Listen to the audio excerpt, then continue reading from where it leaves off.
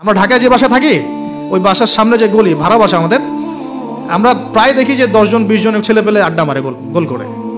তো প্রথমে ভাবলাম যে মেয়েটে দেখে, হয়তো ছেলেরা তো এগুলোই করে না। পরে দেখলাম ওই 5 মিনিটের মধ্যে একজন গাজা বানায় ফেললো, আর 4-5 জন টানে টেনে শেষ। আমি যে চোখে দেখলাম, আমি বড় জোরকে ধমক দিলাম একটা, যদি কালকে দেখি কান ফাটায় ভালো। আমি গতকালকে কথা বলছিলাম। তো এখন আমি তো আর কিছু করতে পারবো না। তা আল্লাহ পাক যদি আমাকে ক্ষমতা দিতেন, আমি তখন অ্যাকশন নিতে পারতাম। এই হলো যুব সমাজের অবস্থা। এদের বয়স 15 থেকে 20 বছরও না। 15 থেকে 20 বছরের যুব সমাজের অবস্থা আজকে ভয়াবহ। প্রশাসনের ভাইরা আছেন, জিজ্ঞেস করে দেখেন কিশোরগঞ্জের কি অবস্থা, টিকটক প্রজন্মের কি অবস্থা। এরা এমন কোনো পাপ নাই করতে বাকি রাখতেছে না। এরা কিশোরদের অবস্থা। আমাদের বাচ্চাদের অবস্থা দেখেন, স্কুল কলেজে তারা পড়ছে, ছোট ছোট বাচ্চারা, সব তো ডিভাইস এডিক্টেড। ডিভাইস, সারাদিন ডিভাইস নেই। ওর তো মাথার মধ্যে, ওর মাথার যে মানে এনার্জিটা, যে সেলগুলো ডেভেলপই হতে দেয়নি আমরা। ও যে পরিবারে বড় হচ্ছে, পরিবারের স্বামী স্ত্রীর মধ্যে সুসম্পর্ক নাই, হৃদ্যতাপূর্ণ কোনো পরিবেশ সে দেখছে না। হ্যাঁ, ওর খাবার ঠিক নাই, ও মানে শারীরিক কসরত নাই। হ্যাঁ, খালি একটা সার্টিফিকেটকে আমরা সব মনে করছি। 10টা-5টা প্রাইভেট পড়তেছে, মনে করছি আমি আমার ছেলেকে মানুষ করে ফেলাইলাম। ইসলামের তো কোনো ফিকিরই নাই, কোরআন পড়তে জানে না, নামাজ দূরের কথা, অজু করতে পারে না। আমি হার্ডলাইনে কথা বলছি, নামাজ দূরের কথা, অজুই করতে পারে না। ঠিক মতো অজু করতে হয় কিভাবে জিজ্ঞাসা করেন, অজুর ফরজ করে জিজ্ঞাসা করেন, বলতে পারে কিনা। এই বয়সের মেয়েদের অবস্থা দেখেন। এই বয়সের মেয়েগুলো যারা ঘুরে বেড়ায়, তারা মনে করে ওয়ার্ল্ডে এরা ছাড়া কেউই নাই, দুনিয়াটাই ওদের। হ্যাঁ, চুল ঠিক করতে হলেও করবে, না করতে হলেও করবে। ওর কাজই একটা, চুল ঠিক করা, সারাদিন চুল ঠিক করতে থাকবে। হ্যাঁ, মানে বাসায় যত মেকআপ সব একদিনে মেখে বের হয়ে যাবে।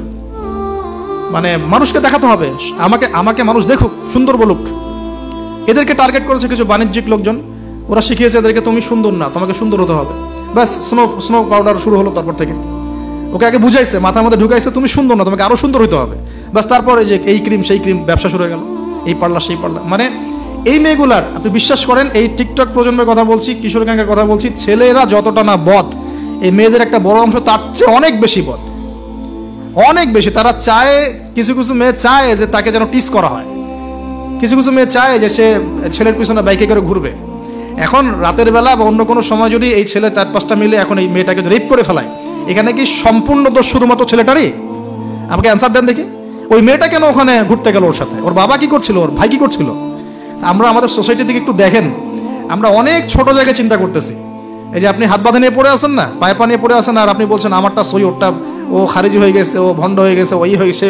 এগুলা খুবই কনজাস্টেড চিন্তা। আপনার চিন্তাটা অনেক ছোট লেভেলের। আপনি যখন ওয়ার্ল্ডকে চিন্তা শিখবেন, অর্থনীতি বুঝতে শিখবেন, ওয়ার্ল্ডের ফেতনাগুলো রিকগনাইজ করতে শিখবেন, আপনি নিজেকে লজ্জা পাবেন যে আমি কি বলে আসছিলাম এতদিন। আর আমরা তো জানি, আমরা ওই লাইন কিন্তু ঘেটে আসছি। আপনি কোন জায়গায় চিন্তা করছেন, কোন জায়গায় আপনার চিন্তা থেমে যাবে, ওটা আমি জানি। ওর পর থেকে আমি আপনাকে চিন্তা করতে বলতে পারবো। ঠিক আছে, অনেক দ্বীপে আছে। পুরো ওয়ার্ল্ড নিয়ে ভাবেন। দেখেন আমাদের সোসাইটিগুলোর দিকে তাকান, আমাদের ইয়াং জেনারেশনকে দেখেন, আমাদের শিক্ষার দিকে দেখেন না একটু। আমরা এই যে যুব সমাজ সামনে বসে আছে, জিজ্ঞাসা করেন যে এই 15-20 বছর তারা পড়াশোনা করেছে, তারা কতটুকু কোরআন শিখেছে, কতটুকু হাদিস শিখেছে। আমাদের এখানে অনেক সিনিয়র ভাই আছেন, আমাদের পিছনে অনেক বরেণ্য ব্যক্তিরা আছেন, তারা এখন আফসোস করেন যে আমাদের বয়স 40 হয়ে গেছে, কোরআন শিখতে পারি নাই, 40টা হাদিস তো পড়তে পারি না, হুজুর এটা কি হবে, ওইটা কি হবে।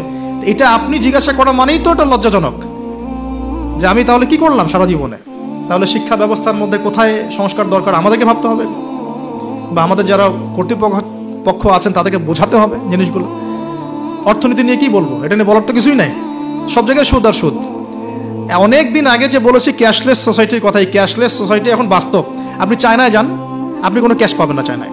চায়নাতে কোনো ক্যাশই নাই, আপনাকে সব ডিজিটাল মানিতে লেনদেন এক্সচেঞ্জ করতে হবে। পুরো ক্যাশলেস সোসাইটি একটা, এবং এর চার্জের ফলে মিনিটেই মানুষ কোটিপতি হয়ে যাচ্ছে। মিনিটের মধ্যে মানুষ কোটিপতি, জাস্ট চার্জ কাটতে কাটতে কাটতে কাটতে কোটিপতি হয়ে গেছে। ইলেকট্রনিক মানি তো আসছেই, যখন ক্রিপ্টোকারেন্সির যুগ চলে আসবে তখন দেখবেন যে কী অবস্থাটা হয়। তা আমাদের ইকোনমিক্স সেকশনের এই মানে কি বলবো, যে আধুনিকায়নই বলেন অথবা আধুনিকায়নের স্রোতের সমস্যাগুলো, এগুলো ফাইন্ড আউট করার মতো আলেম ওলামারও ঘাটতি আছে। যখন সমাজে ক্লাসিক্যাল ট্র্যাকের বাইরে কেউ কথা বলে তখন হাসে, হ্যাঁ হাসে যে কি বলতেছে এগুলা, গোল্ড কয়েন, দিনার দিরহাম, এগুলো আবার কি বলে। অথচ দিনার দিরহামের কথা রাসূল সাল্লাল্লাহু আলাইহি ওয়াসাল্লামের সময় থেকে আসে। কতদিন বোঝানোর চেষ্টা করলাম, হ্যাঁ কতদিন যে বোঝানোর চেষ্টা করলাম যে ভাই 10 লাখ টাকা বাসায় রেখে দেন, দেখেন টাকার মান কমে না বাড়ে। আর যদি 10 লাখ টাকার সমপরিমাণ জমি থাকে আপনার, এটার মান বাড়বে না কমবে। এতটুকু বুঝতে পারতেছি না যে এগুলো সাস্টেনেবল কোনো অ্যাসেট না।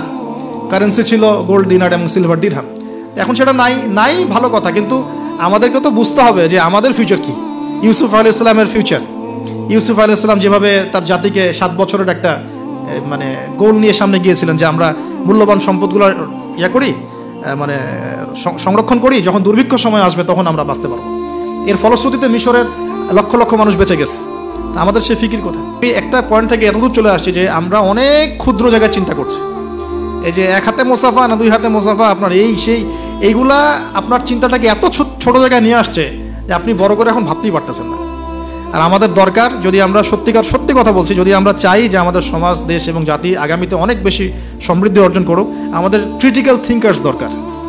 আমাদের দরকার ক্রিটিক্যাল থিঙ্কার্স, যারা চিন্তা করতে পারে, ওয়ার্ল্ড নিয়ে ভাবতে পারে, মানে ইসলামটাকে ওয়ার্ল্ডের সাথে মিশাতে পারে। ইসলাম একদিকে পড়ে থাকবে আর ওয়ার্ল্ড একদিকে চলে যাবে, তাহলে তো হইল না কিছু। দেখেন ওই সময় লাত উজ্জা মানাত শিরক এগুলো বলতেন, লাত উজ্জা মানাতের মূর্তি পূজা শিরক এগুলো বলতেন সাহাবীরা। এই যুগে যদি আবু বকর ওমর রাদিয়াল্লাহু আনহু আসতেন, তারা কি ওই কথাই বলতেন? এই যুগের শিরকগুলোকে ফাইন্ড আউট করতেন? বলেন তো দেখি। নিঃসন্দেহে তারা এই যুগের সাথে আপডেটেড থাকতেন।